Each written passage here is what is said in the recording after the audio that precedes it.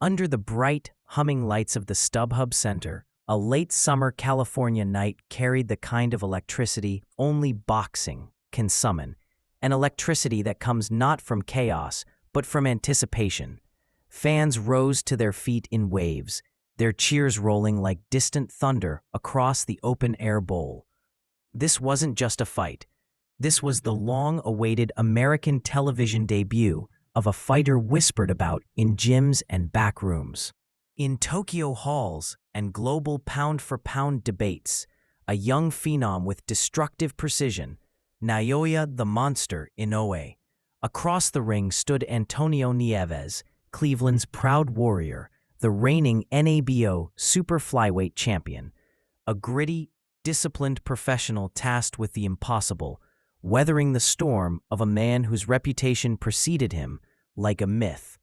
As the tail of the tape flashed on the big screens, tension thickened in the air. Inoue, smaller frame, lighter build, yet somehow more dangerous, more explosive. Nieves, bigger, stronger on paper, but facing a fighter known not for brute force alone, but for timing, balance, and a terrifying ability to land punches with surgical accuracy. The referee pulled them in, issuing his final instructions. Good, clean fight. Listen to my commands. Protect yourselves at all times. The crowd leaned in. No one blinked. For all the analytics, all the commentary, all the talk about jabs thrown per round or pound-for-pound rankings, fights like this were won in silence, inside the ring, between two men, under the glare of the world.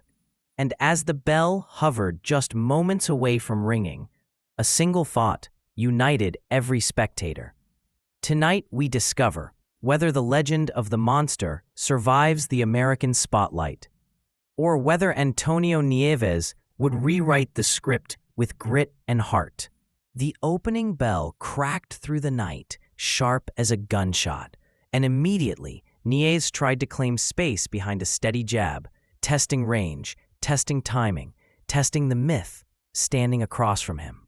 Inoue, calm as still water, read him with those unblinking eyes, measuring, calculating, storing every movement like data. Nieves dug a right hand to the body early, a small message. I'm here to fight. But Inoue absorbed it, unfazed. He wasn't rushing. Monsters don't sprint. They stalk. The jab began its quiet takeover, sharp, piston-like, fired not just to land, but to gather information.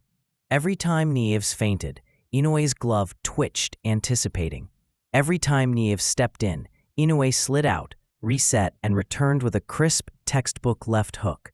His balance was uncanny, always set, always ready. Nieves tried to force exchanges, hoping to disrupt rhythm, hoping to catch the Japanese champion mid-adjustment. But Inoue never allowed a moment of chaos. He imposed order with combinations, three-punch sequences that snapped up top and dipped down low. Nieves's corner called for more body work, but each attempt left him exposed to something faster, sharper, more intelligent. Inoue's left hook to the body landed for the first time halfway through the round.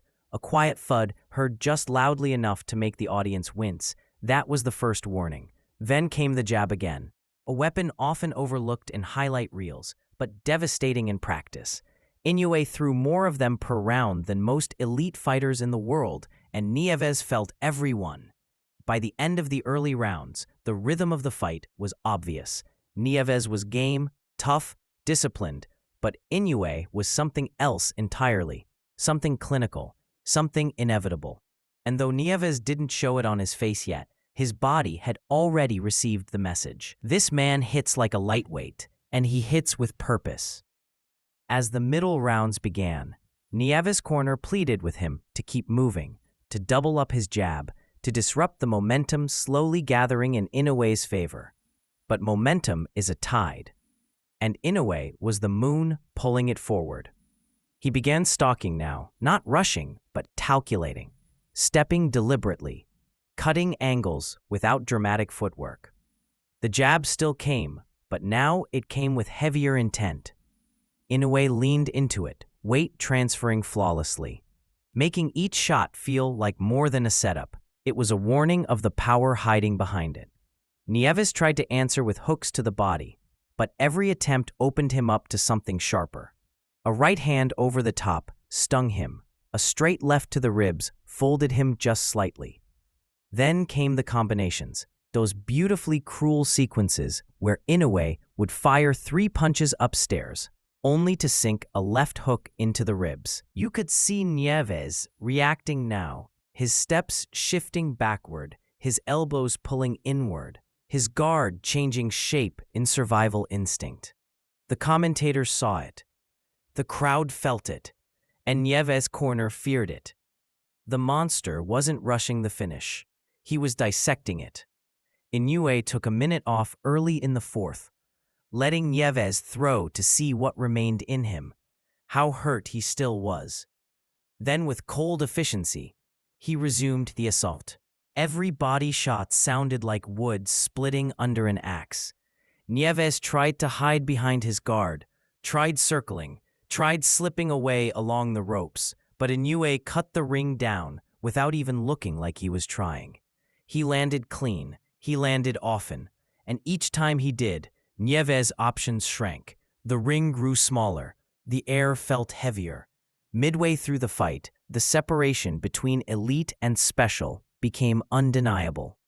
Nieves fought with heart, but Inoue fought with inevitability, and inevitability always wins the long game.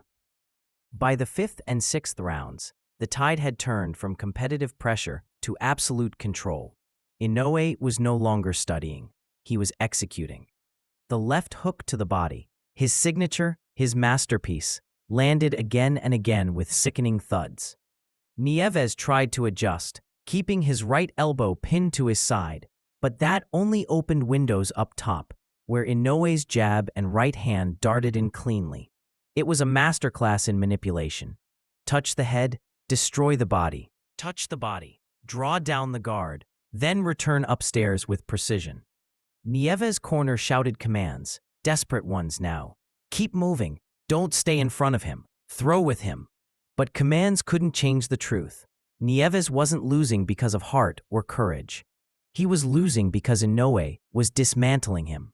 The timing, the foot placement, the rhythm, it was all too sharp, too fast, too intelligent.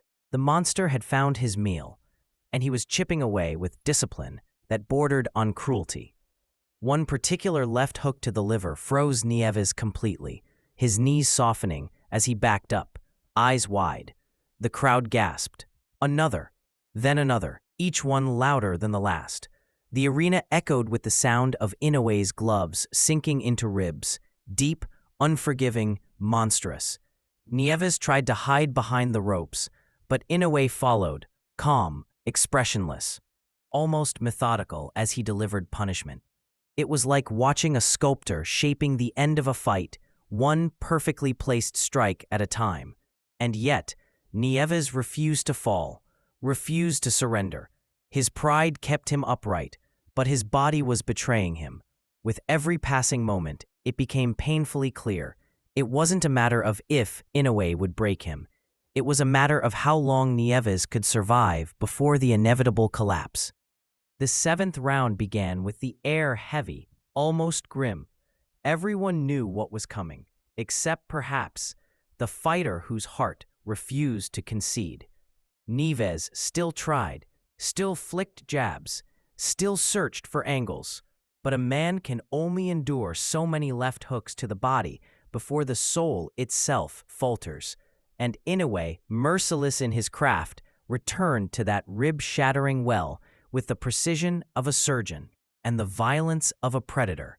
Halfway through the round, it happened. A perfectly timed left hook ripped into Nieves' side, and his body finally surrendered. His knees dipped, his hands dropped, and he crumbled to the canvas, his first knockdown as a professional. The crowd erupted, not in cruelty, but in awe. It wasn't a flash knockdown. It wasn't a misstep. It was the result of 7 rounds of calculated destruction. Nieves got up. Of course he did. Pride demands it. But his eyes told the truth his body couldn't hide.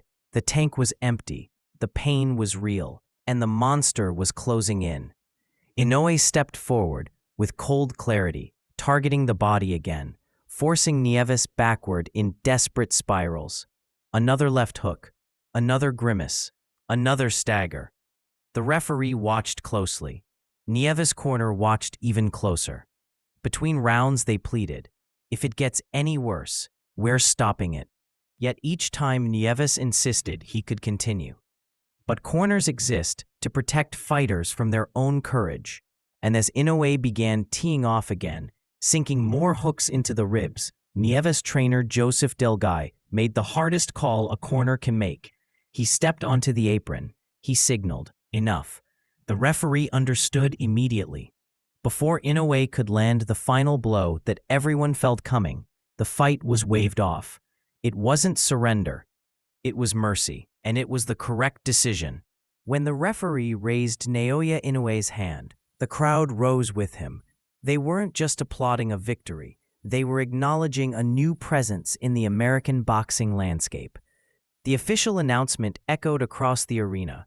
Still undefeated, still the reigning and defending WBO super flyweight champion of the world, Naoya "Monster" Inoue. But this wasn't just a defense of a title. This was a statement, a declaration, a warning to the divisions above and below. A star had crossed the ocean, and his power translated perfectly. Highlights replayed on massive screens. The knockdown, the body shots, the jab, the precision. Nieves sat in his corner, disappointed but respected, having shown heart in the face of a generational talent. The commentators spoke reverently, comparing Inoue's performance to the great body punchers of the sport, fighters who ended careers with a single liver shot, fighters who dominated not with chaos, but with discipline. For the American audience, this was an introduction to something rare, a fighter young enough to evolve, skilled enough to dominate, and powerful enough to stop world-level contenders with single, perfectly placed hooks. As Inoue exited the ring, cameras followed him. Fans reached out, cheering, chanting, photographing the arrival of a new force. And for those who witnessed it live, it felt like being present at the birth of something inevitable, a fighter destined not just for titles, but for legacy. Antonio Nieves gave heart, gave effort, gave resistance. But Inoue gave something more. He gave America its first real taste of the monster. And as the night faded and the arena emptied, one truth lingered in the humid California air. Naoya Inoue hadn't just won. He had announced himself. Loudly, violently, unforgettable.